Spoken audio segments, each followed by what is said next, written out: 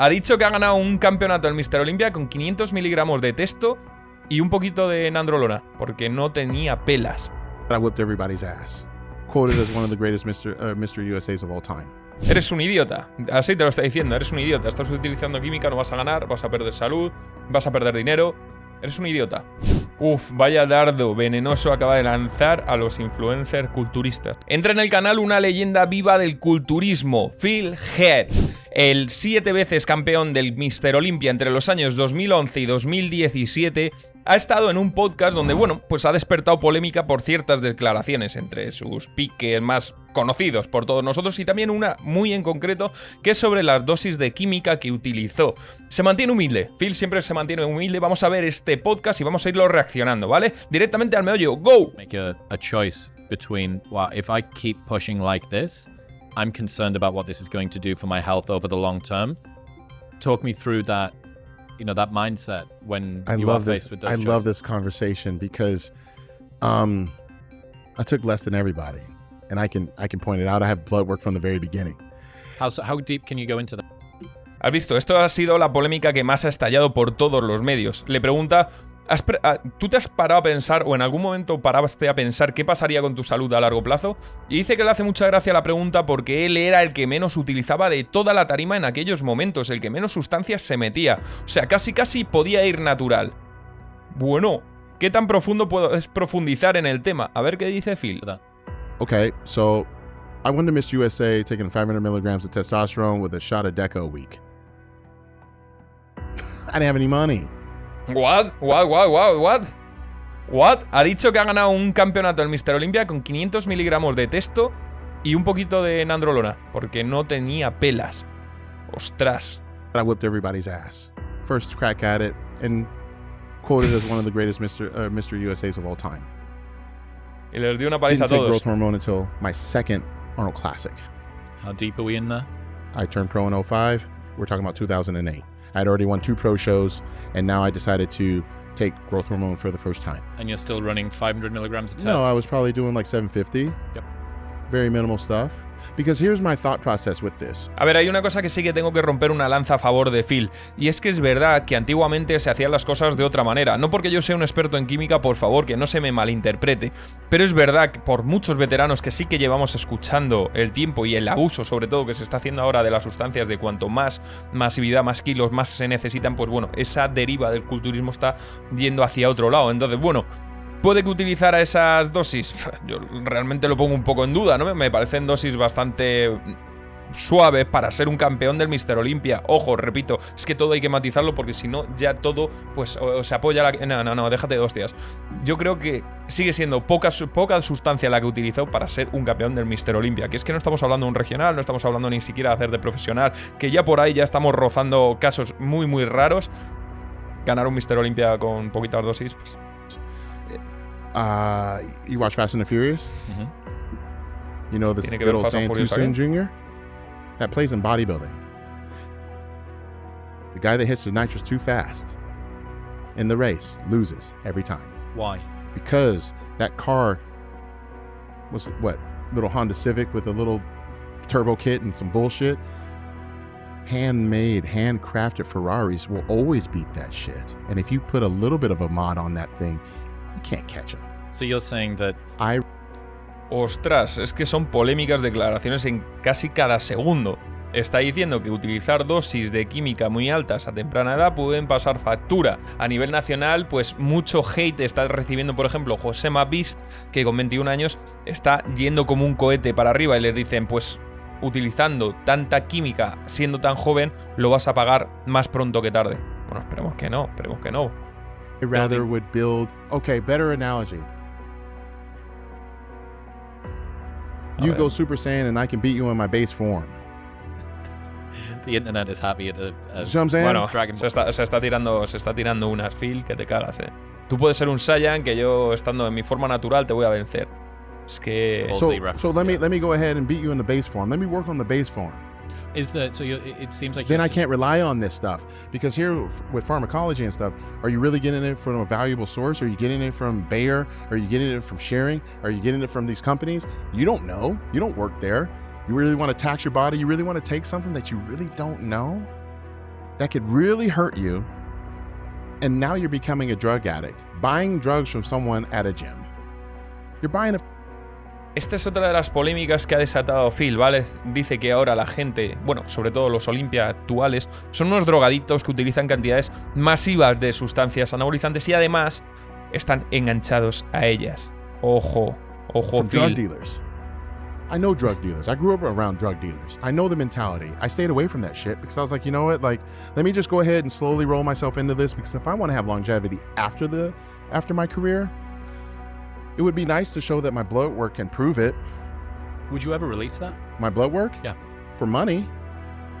Yeah, I'm not just going to offer it up to somebody, but, you know, that's HIPAA, that's...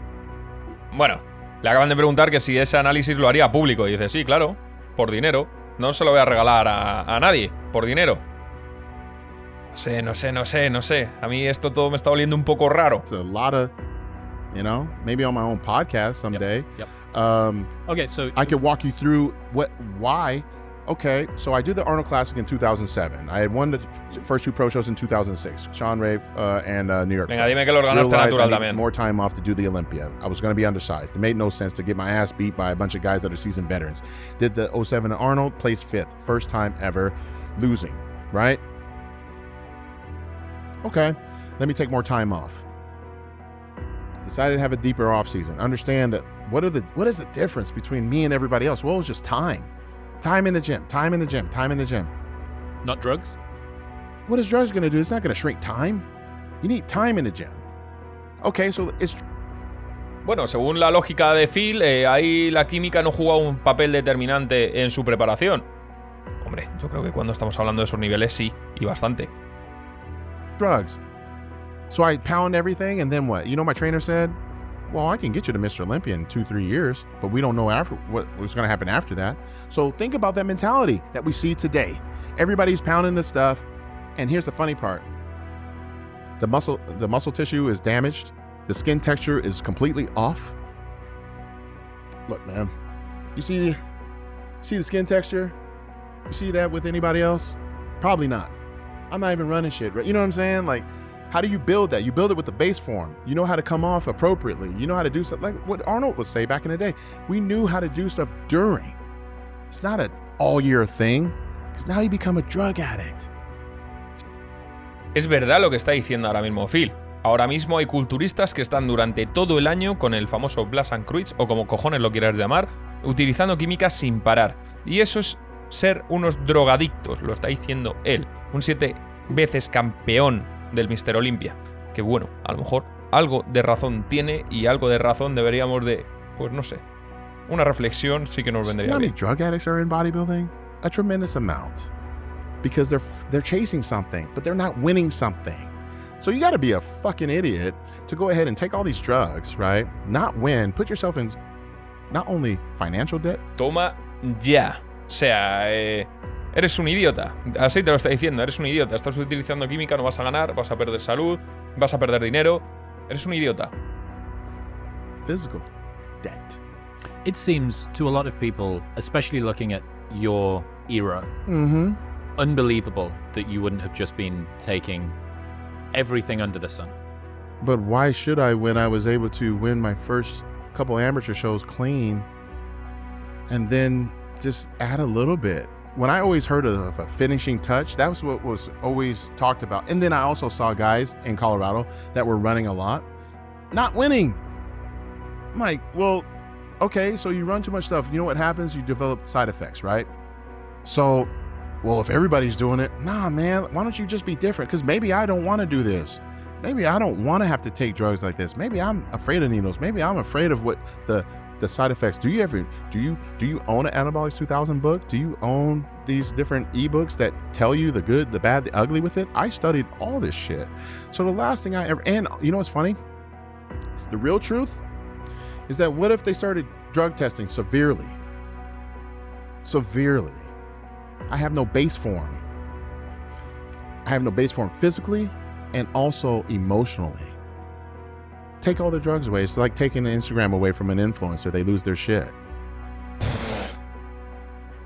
Hostias. Es que telita, Telita como ha venido Phil. Maximum that you ever got to in terms As of far as dosages. tests? Yeah. 1,300. I tried 15, Lo máximo que se metió fue 1300. and then I was like starting to get watery. And then I remember, no, I did 15. So I was at 13. Then I was like, let's do 15. And then like another dose later, you know, like another week goes by, and I was like, all right, 17.5 or whatever. I think because it was like all Sustanon and shit like that. I just got more watery. It was just stupid. So then the same thing. Bueno, subió la dosis y para él lo único que... El efecto que repercutió a nivel de desarrollo fue simplemente retener más agua. No se veía más grande, no se veían mejores recuperaciones, simplemente que lo veía estúpido tener que subir la dosis. Same with growth hormone. Like, okay, so medical journals will state that if you take too much of this stuff, right, like now you're actually going to inhibit what? More insulin, you know, problems, you know, because I never run insulin, never ran it in my entire life. Never. Wow. Never. Give me some money, I'll put on a freaking show, like hand on Bibles, like lie detector test, but you're going to pay me that $1 million because I'm going to take all your damn money. I'm going to take it all. So anybody out there Solo quiero el dinero, ¿eh? O sea, yo te saco las pruebas de donde quieras, pero sácame primero 1 millón o 2 millones y lo hablamos. want a challenge, just put the money up and I'll do it on national television. I don't give a damn. But you're going to pay me though. Because you're Estarán not going to put me through situaciones this bullshit and me not get something out of it. So there's that part. de poco dinero. But you know, I messed around with Tran and stuff like that. But even that, I realized how harsh that is. That's just stupid. It literally says like liver, kidney damage and all this. I was like, that's not happening. And you know what's funny for me?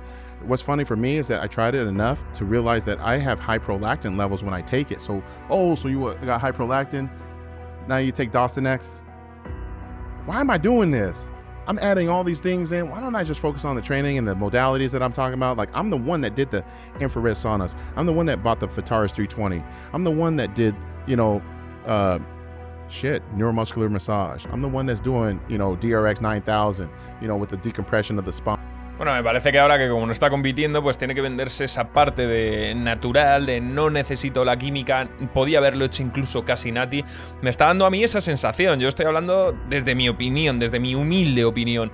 Parece que ahora quiere hablar de sus métodos de entrenamiento, sus sistemas y que bueno, que todas estas sustancias son como un segundo plano. Yo creo, Phil, que bueno, que hay que ser honesto. Y a mí me está sonando un poco a doble moral. And stuff like that while taking acupuncture, while doing STEM, while doing oxygen all at the same time, living in Denver, Colorado. I'm that dude. You can't name another fucking athlete that do. All you see is cold plunges and dry needling and scraping, which is stupid as hell because you see how they scraping and they're scraping people doing the Graston where they're blood blisters and stuff. That's not gonna yield any growth. That's just being dumb. So, look, you know, my drug use was very minimal because I understood that there was life afterwards. I had some favorite, you know, PEDs and stuff like that, like, you know, like Winnie, stuff like that, and growth. But I mean, I just made sure that I took enough to get the job done. Because again, if they were ever going to start testing for shit, I needed to be ready to just be like, I don't need this. I have a foundation. I got a foundation. And you look at me now, people say, oh man, you look younger, you look this. Guess what? Because I treated my body right. You got these other guys, and I also didn't have social media. Here's the thing. Uf, vaya dardo venenoso acaba de lanzar a los influencers culturistas. No tenía redes sociales, no tenía nada que demostrar, no tenía un físico que aguantar durante todo el año y jugarme la vida. Como ya hemos visto que pasa en muchos influencers. Mucho cuidado que aquí tiene toda la razón. When you don't have magazines, you got social media. A professional bodybuilder right now is actually having to decide if they're an influencer or a bodybuilder. You see what I'm saying? An influencer can get on some cycles and stuff, almost look like a pro, which they try to do. They take all the best angles in the lighting and all this other shit. Some Photoshop their shit. They sell courses, they sell products and stuff. And they do it for a short period of time, right? But they can create like 1,000 episodes within 6 months. And then they can kind of just not do events, because you don't see a lot of events with them and they can just dress normally because they're not a pro or whatever, right? Pro bodybuilders now feel like they have to compete with them, and they share the same sponsors. So unfortunately, the owners of these companies just focus on certain levels of engagement. Now, for a bigger person that weighs over 240 to 270 to 200, now how many 300-pound bodybuilders do we have compared to Ronnie's era? A ton more, and they don't outmass Ronnie with quality muscle. Why? Because they're taking drugs more than they're... Qué bueno, tío. Qué bueno. sea, tengo ahí pues partes que tiene razón. Bueno, no que tenga razón, sino que tenemos puntos de vista diferentes. Pero sí, coincido con él. Primero, punto número 1, o eres culturista o eres influencer. Las dos cosas las puedes mantener. Pues bueno, sí, pero al final vas a tener que decidir si eres empresario o eres culturista. Le doy la razón. ¿Por qué ahora mismo hay gente pesando 120, 130, 140 kilos si no tenemos un Ronnie Coleman? ¿Por qué? ¿Más droga es mejor? No. Wow, qué entrevista más interesante. Dura 1 hora y pico, 2 horas, creo que me la tendré que ver entera, pero la tendré que analizar, pues, para mí, porque si no os voy a aburrir. Actually doing the work. They're not allowing the body to catch up. Bueno, tremendas declaraciones de Phil Heath. Para mí, uno de los culturistas más grandes, masivos y estéticos de toda la historia. Me flipó también su reinado durante 7 años invicto. Una época, además, donde ya empezaron a emerger las redes sociales y donde, bueno, pues ahí empezaron a ver coletazos muy diferentes de lo que era el culturismo y ahora, pues, la verdad que me ha sorprendido. El tema de la química, pues, sigue siendo algo que es controvertido, sigue siendo algo que, bueno, como es tan opaco, como siempre ha estado tan cerrado y ahora de repente se ha abierto la puñetera, la caja de Pandora y ahora todo el mundo no solo dice lo que utiliza, sino las cantidades tales, pues entonces entramos en una polarización bestial. ¿Quién decía la verdad? ¿Quién la dice ahora? Pues como siempre yo os dejo que penséis y saquéis vuestras críticas. Yo he sido totalmente objetivo, no me guardo nada para mí. Y bueno, si te ha gustado el vídeo déjame un like, un comentario y suscríbete. No te pido nada más y es todo totalmente gratis. Así que nada, muchísimo amor para ti, un abrazo y que pases muy buena semana.